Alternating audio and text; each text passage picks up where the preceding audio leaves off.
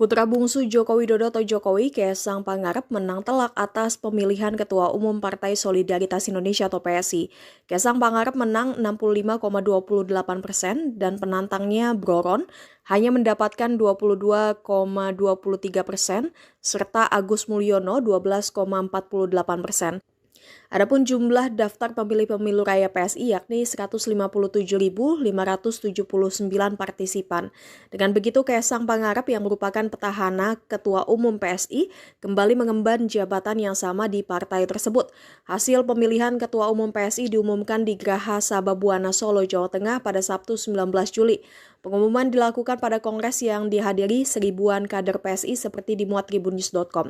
Pemungutan suara dilakukan secara elektronik. Adapun pemilihan ketua umum sudah digelar dari 12 hingga 18 Juli 2025 dengan sistem e-voting.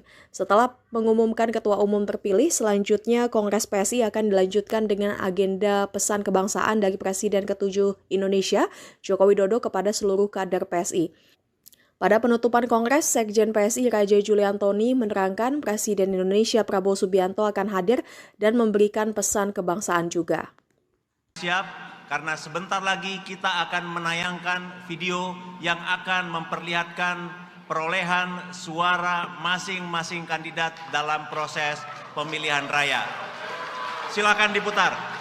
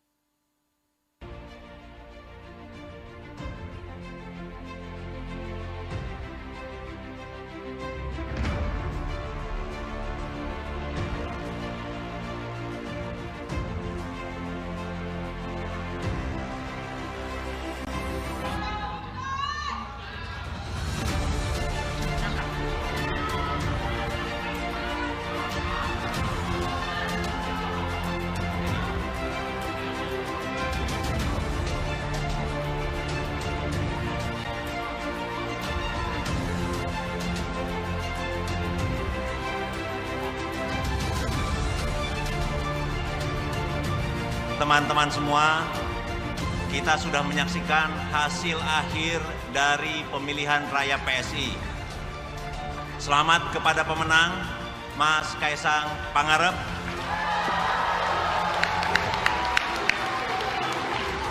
Yang memperoleh suara 65,28%, disusul dengan Bro Ron dengan perolehan suara 22,23%, dan Bro Agus dengan perolehan 12,49%.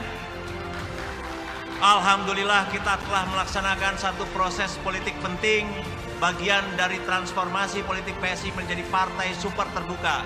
Tidak ada partai di Indonesia yang melaksanakan proses pemilihan ketua umum secara langsung.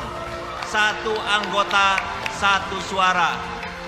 Dan kita telah melaksanakan proses ini dengan lancar, aman, dengan tingkat partisipasi yang tinggi, dengan jumlah daftar pemilih tetap sebesar 157.579 pemilih. Ini adalah satu sejarah baru, babak baru dari yang kita laksanakan di partai. Mana solidaritasmu? Gajah!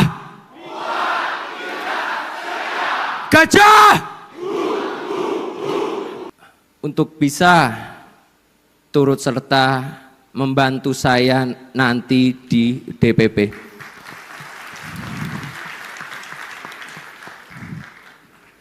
Izinkan juga saya meminta maaf yang sebesar-besarnya kepada seluruh anggota kader PSI karena saya gagal membawa partai ini masuk ke Senayan.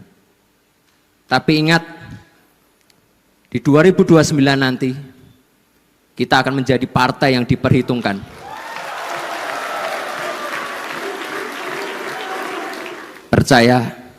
Percaya sama saya.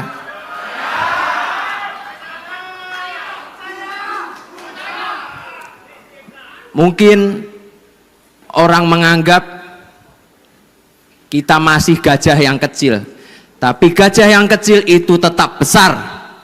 Jadi lihat nanti.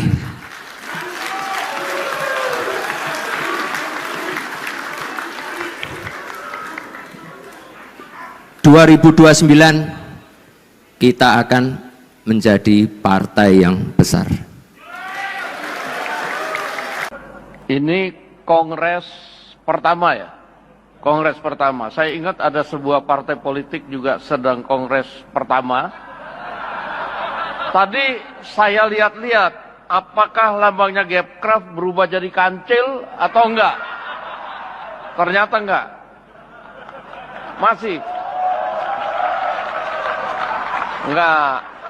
Saya pikir kan saking kreatifnya ini nanti yang sana berubah jadi, bukan saya ngomong, yang di sini ntar jadi kancil. Politikus PDIP Guntur Romli menyentil Presiden ke-7 RI Joko Widodo. Jokowi, yang menyebut Partai Solidaritas Indonesia, PSI, tidak dimiliki oleh keluarga atau elit tertentu. Guntur mempertanyakan apakah Jokowi masih memiliki rasa malu atau tidak. Sebab, pernyataan Jokowi itu dilontarkan di hadapan anaknya sendiri, Kaisang Pangarep, yang menjadi ketum PSI. Jokowi bilang PSI tidak dikuasai oleh keluarga. Apa dia nggak punya malu? Menyampaikan hal itu di depan anaknya yang jadi ketum PSI, ujar Guntur kepada Kompas.com, Senin, 21 Juli 2025.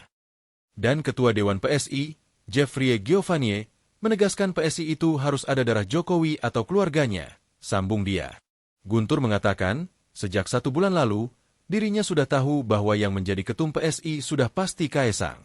Dia menilai, pemilihan raya yang digelar PSI untuk mencari ketum baru sama seperti sepak bola gajah. Meski ada 3 kandidat calon ketum PSI, kata Guntur, pemenangnya sudah diatur, yakni Kaisang. Sebelumnya, Jokowi menyebut PSI tidak dimiliki oleh elit maupun keluarga tertentu. Hal ini lantaran PSI adalah partai super TBK yang menurutnya saham partai ini dimiliki oleh seluruh kader. Oleh karena itu, Jokowi mengatakan, seluruh kader harus ikut membesarkan PSI. Dengan ini mestinya seluruh anggota, seluruh kader itu bersama-sama ikut membesarkan partai. Karena memiliki rasa yang sama terhadap kepemilikan partai. Sebenarnya kurang etis buat saya sebagai ketua umum untuk menjelaskan, tapi izinkan saya menjelaskan mengenai gajah yang terlihat mau mengamuk. Secara filosofi, gajah itu tidak akan mengamuk ketika diserang maupun tidak diserang. Gajah selalu defensif. Gajah mungkin memang bukan raja hutan. Ketua PSI yang baru, tapi gue mau kritik untuk logo barunya. Wow, saya nggak tahu siapa yang desain, tapi logo ini bahaya sekali loh ya. Saya mau bandingkan logo lama sama baru ya. Yang lama ini kan kelihatan benar, tangan pegang bunga mawar, itu artinya adalah semangat untuk memperjuangkan kebenaran dan berani. Nah, berani kan genggamannya seperti ini. Nah, bunga mawar ini banyak dipakai untuk lambang-lambang tentang memperjuangkan sosial. Nah, ini jelas nih Partai Solidaritas Indonesia, merah putih. Yang baru, waduh, saya sampai kaget sekali begitu lihat logonya. Ini dominannya bukan merah putih lagi, tapi merah hitam. Jadi ini, saya jelasin satu persatu ya. Ini kepala gajah ini dipenggal, merah. Dan kita lihat gajahnya sombong menghadap ke belakang. Dia itu, lihat ya, tidak punya telinga, jadi nggak bisa dengerin, sombong. Hitam ini ibaratnya bawahnya itu diinjak. Jadi ini yang injak kepalanya sendiri, dan dia makin lama makin turun, makin jatuh. Buntutnya di belakang, lihat ya. Karena logo pada umumnya, itu pasti arahnya akan diarahkan ke sana. Artinya kalau ini diarahkan ke kiri, itu mundur. Kalau ke kanan, itu maju. Kalau kita lihat dari sudut pandang ini ya. Nah ini kalau ke kanan itu maju, yang ke sini itu mundur. Nah, terus sudah mundur, menukik ke bawah. Lihat bagian belakangnya nih. Dia kayak nggak kuat menahan kepalanya ini. Jadi kepalanya ini minta naik terus, minta semakin tinggi. Jadi ini mungkin kalau di bayangan sebuah perusahaan itu, pimpinan-pimpinan di atasnya minta diagungkan setinggi langit, yang bawahnya nopang, menahan. Tapi suatu saat nggak akan tahan ini. Jadi kalau saran saya segera ganti logo, bahaya sekali. Dari hurufnya juga, kita lihat ya perbedaannya. Ini kelihatan rapi, yang ini S-nya turun, seperti seluncuran turun ke bawah. Ini padahal kalau lihat pakem hurufnya, dia harusnya stabil di lurus. Kenapa dia harus turun? Nah, namanya juga sudah nggak lagi Partai Solidaritas, tapi Partai Super TBK, meskipun TBK-nya meskipun katanya adalah terbuka, tapi ini adalah lambang kesombongan lagi.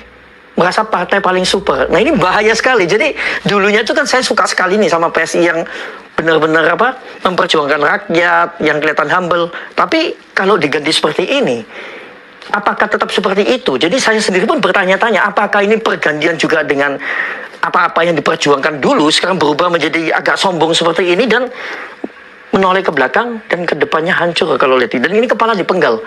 Nggak ada, gimana ya, kalau suatu perusahaan itu tidak ada kesatuan, tidak ada kebersamaan antara atasan dan bawahan, atau kepala yang memimpin dengan yang dipimpin, atau kepala dengan anggota. Ini bahaya sekali. Pokoknya saya sudah ngingatin, kalau sampai PSI nanti ada sesuatu, segera ganti logo deh, daripada semakin parah. Tapi intinya saya nggak ikut partai apapun. Saya cuma ingin Indonesia punya partai-partai yang baik,